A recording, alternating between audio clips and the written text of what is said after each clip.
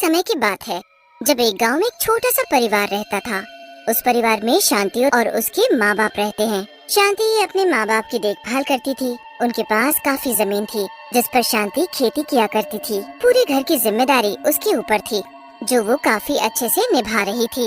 एक दिन की बात है जब शांति खेतों में काम कर रही थी, पर तभी साथ वाले खेत के ट्रैक्टर की ब्रेक फेल हो गई। वो शांति के खेत में घुसा चला आया और शांति उसकी चपेट में आ गई। पास में ही हरी नाम के लड़के का भी खेत था जो जल्दी से शांति के माँ बाप को बुलाने गया। हे भगवान, ये क्या हो गया?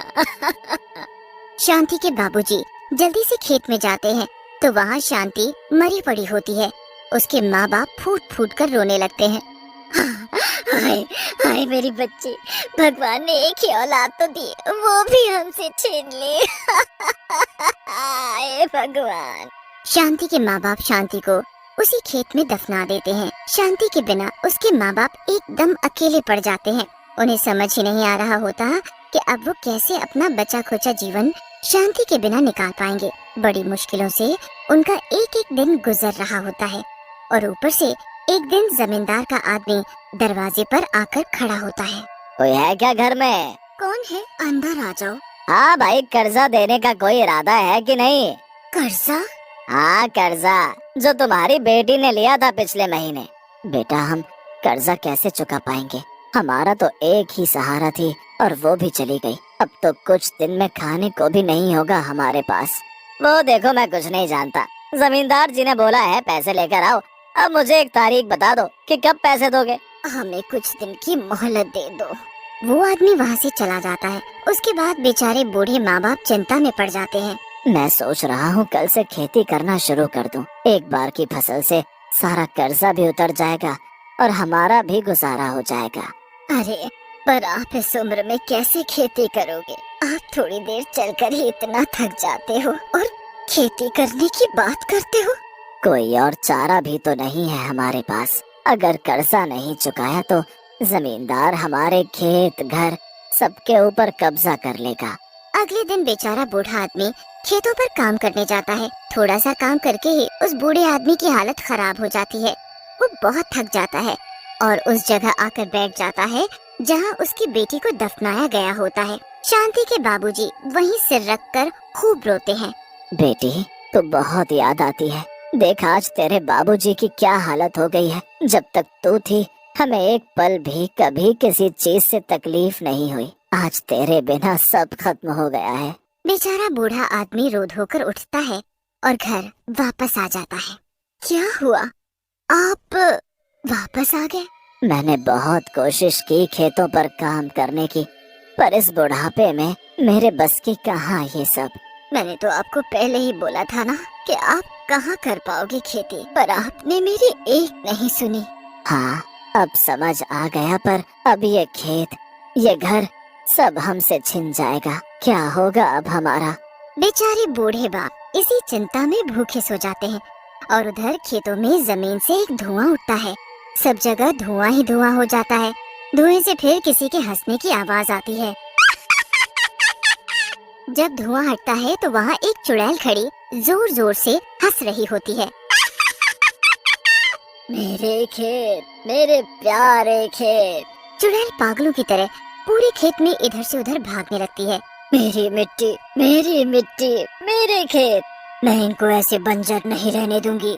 अपने माँ बाप को दुख नहीं झेलने दूंगी। मैं मरकर भी अपना फर्ज निभाऊंगी। चुड़ैल खड़ी होती है और खुद ही हल जोतना शुरू कर देती है।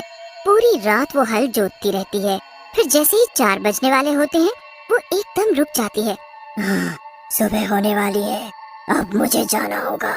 किसी ने मुझे यहाँ देख लिया तो मुसीबत हो जाएगी। वापस से वहाँ धुआं उठता है और चुड़ैल उस धुएं में गायब हो जाती है। जब सुबह होती है तो पास वाले खेत में हरी काम करने आता है।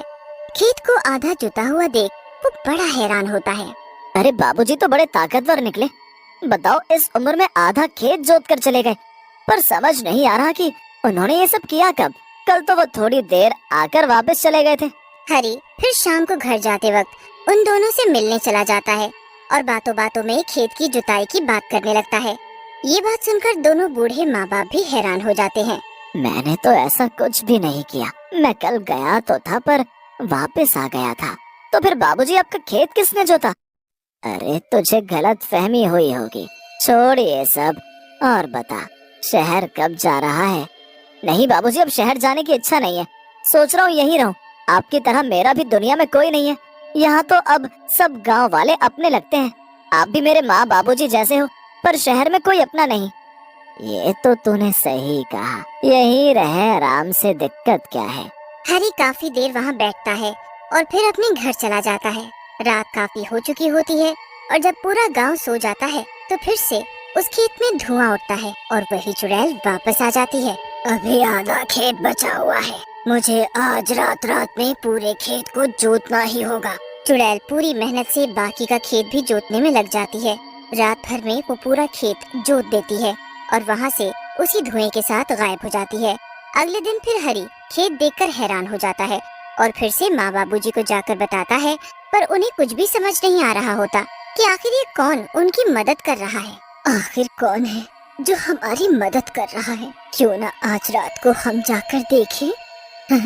रात को बाबूजी अकेले जाते हैं और छुपकर देखते हैं, पर वहाँ कोई भी नहीं होता। सब ऐसे के ऐसे ही पड़ा रहता है। काफी देर इंतजार करके वो थक जाते हैं और घर वापस आ जाते हैं। उनके जाने के बाद जब 12 बजते हैं तो चुड़ैल फिर से आ जाती है। आज तो मुझे बीज बोने हैं, ये तो चलो आसान काम है, मैं एक रात में ही कर दूंगी। जल्दी फसल उगने लगेगी और सब मुसीबत दूर हो जाएगी। चुड़ैल फटाफट पूरे खेत में बीज बो देती है। जब थोड़े दिन बाद खेत में छोटे छोटे अंकुर निकलने लगते हैं, तब हरी जल्दी से माँ बाबूजी के पास जाता है और उनको खेतों में लेकर आता है। अरे ये तो वाकई चमत्कार हो गया। मुझे नहीं पता, पर ये तो सच में चमत्कार ही है। पूरे खेत में फसल उगना शुरू हो गई और देखो, जहाँ मेरी बेटी है वहाँ एक घास तक नहीं उग रही। माँ बाबूजी उस जगह जाकर बैठ जाते हैं और शांति को याद करके खूब रोते हैं। उनके रोते ही वहाँ बारिश शुरू हो जाती है और उनको घर वापस आना पड़ता है। उसके बाद चुड़ैल रोज रात को आकर अपने जादू से बारिश करती है। कुछ ही समय में खेत में लहराती हुई फसल उग जाती है। माँ बाबूजी को तो समझ ही नहीं आ रहा होता कि आखिर ये सब कौन कर रहा है। एक दिन फिर दोनों बूढ़े माँ बाप सोचते हैं कि वो पूरी रात वही खेत बैठकर देखेंगे आखिर ये सब कर कौन रहा है। बस फिर रात को साथ वाले हरी के खेत में छुपकर बैठ जाते हैं। काफी देर हो जाती है पर वहाँ कोई नहीं आता। मैं उस दिन में कितनी देर इंतजार करता रहा, पर उस दिन भी कोई नहीं आया था यहाँ। अरे आप थोड़ा सब्र रखो, शायद जो भी आता है वो देरी से आता है ताकि उसे कोई देख न ले। बाबूजी तो सो जाते हैं पर शांति टकटकी लगाए इंतजार करती रहती है। अब उसको भी नींद का झोंका आने लगता है।